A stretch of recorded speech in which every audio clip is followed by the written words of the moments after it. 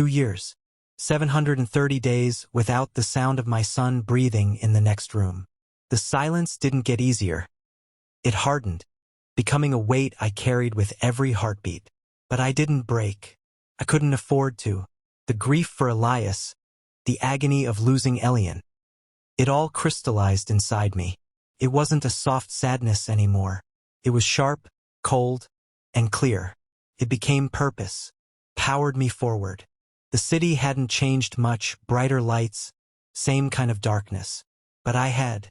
The man who once left a courthouse with empty hands and a shattered heart was gone. I wasn't just Darren, the Omega who lost everything. I was Darren Hale, senior architect at Roth and Vale Design Group, one of the most respected eco-build firms in the city. I'd worked my way up from janitor to draftsman, from draftsman to lead designer. Every late night, every sacrifice, every moment I wanted to give up, it was all for one reason: Adrien. I never stopped fighting for him. I just changed how I fought. I built a life no one could ever call unstable again. One night, buried in blueprints and caffeine, I met Adrien Vale. It wasn't in the glow of a bar or under a cliché rainstorm. It was over deadlines and spilled coffee. He was everything I didn't expect. Steady, patient, quietly brilliant. His voice carried the kind of calm I hadn't known in years. He never asked about the past. He just made space for me in his present. And for the first time in years, I let someone in. My only solace, the thing that kept me breathing, was the one supervised visit I was granted each month. 30 minutes in a sterile, beige room with a Stirling associate watching every move, timing every word. Adrien was always clean, dressed in clothes so expensive they looked stiff. He was healthy, safe. But his eyes, those dark, beautiful eyes that used to sparkle with mischief, were guarded now. Careful. The visit in December, just before his 7th birthday, was the one that shattered whatever softness I had left.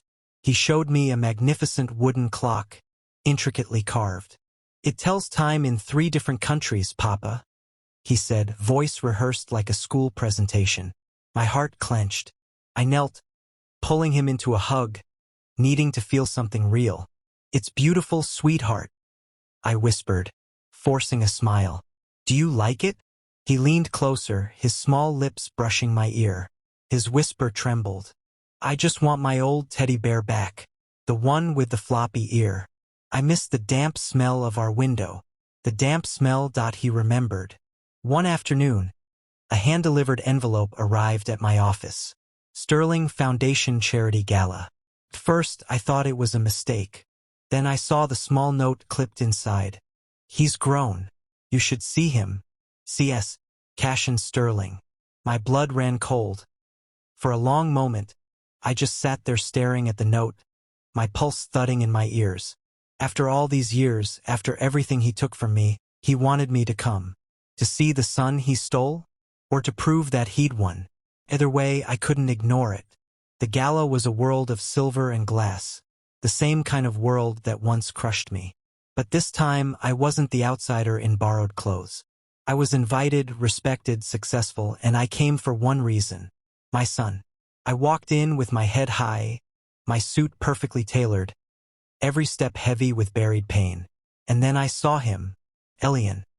He stood beside Cassian, dressed in a tiny tuxedo, taller now, confident. But his eyes were still his father's. They found me through the crowd and froze. For a long, trembling second, the world stopped. He tilted his head, confusion flickering in his gaze, like his soul recognized something his mind couldn't name. Cassian noticed too. His voice softened. "Darren," he said quietly. "You came." I smiled faintly. "You invited me, Cassian. Of course I came." Cassian's jaw tightened, that old guilt flashing for just a moment before he hid it again. I walked to Adrien, his eyes darting between me and the crowd, as if deciding whether this moment was real. He hesitated, then walked toward me. Small steps, brave heart. I bent down slightly, brushing a hand through his soft, dark hair, Elias's hair, and said softly, "Hey, my love. I've missed you. I'm here now." "Papa." he whispered, voice trembling.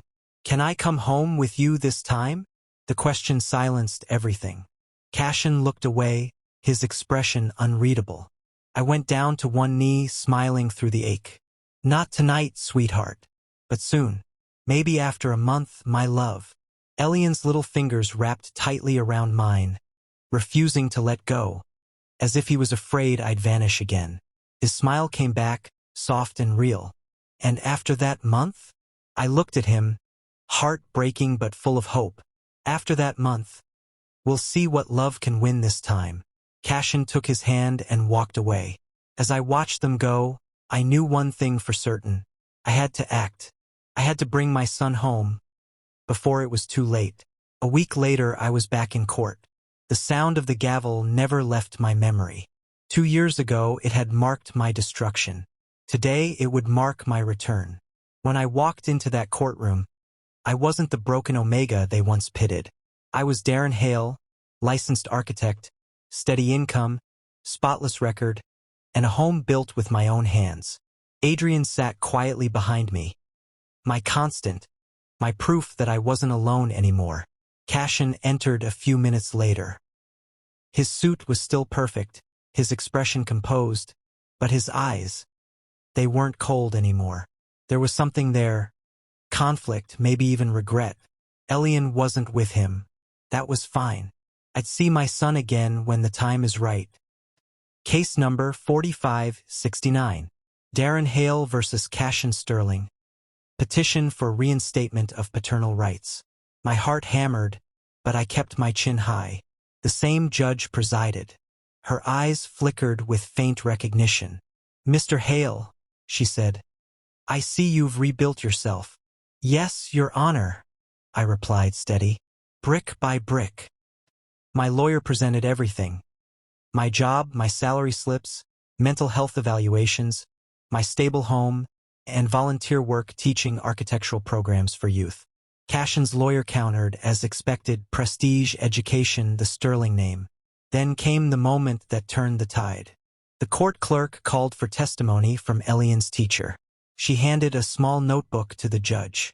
Your Honor, I wanted to share something from Elian's personal writing, she said. He was asked to describe someone he admires. She read aloud. My papa teaches me about bridges. He shows me how strong they can be if you build them carefully. I want to build like him one day. A hush fell over the courtroom. Cashin's jaw tightened. His lawyer faltered. Even the judge's eyes softened. After recess, Cashin surprised everyone by standing. Your Honor, he said, voice low. I can't deny what Darren has become. He deserves to be in his son's life. A hush fell over the courtroom. The judge nodded slowly. Her gavel struck once. Custody reinstated. Joint arrangement, effective immediately. The weight that left my chest was indescribable. I turned. Adrien's smile met mine.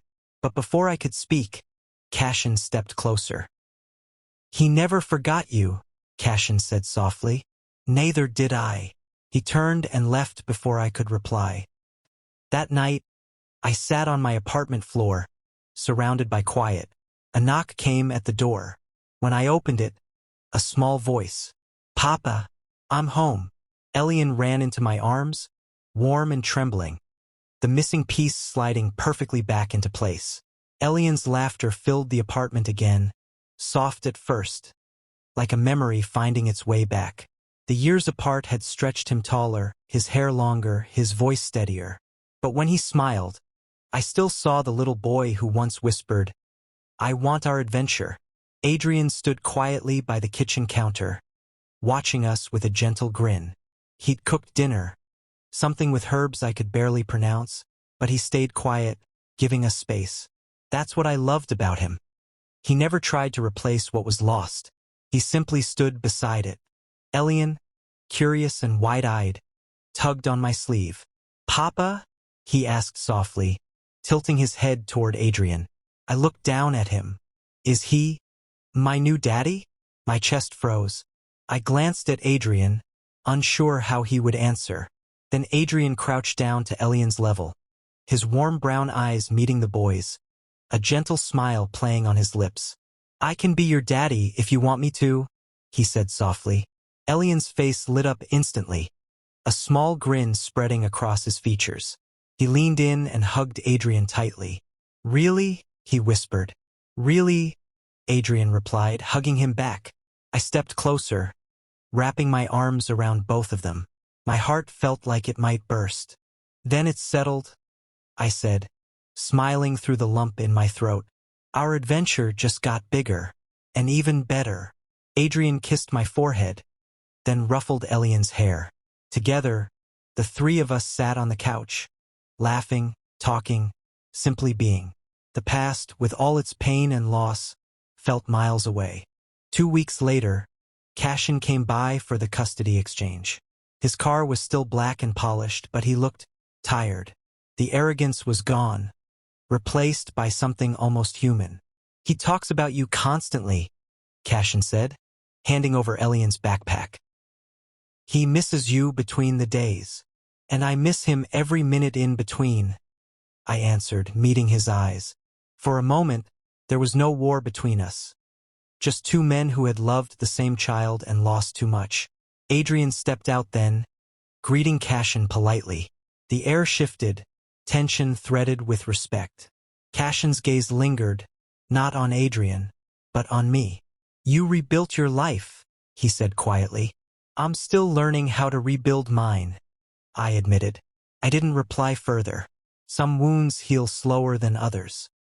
That night, after Elian returned to Cashin's, Adrien and I sat on the balcony.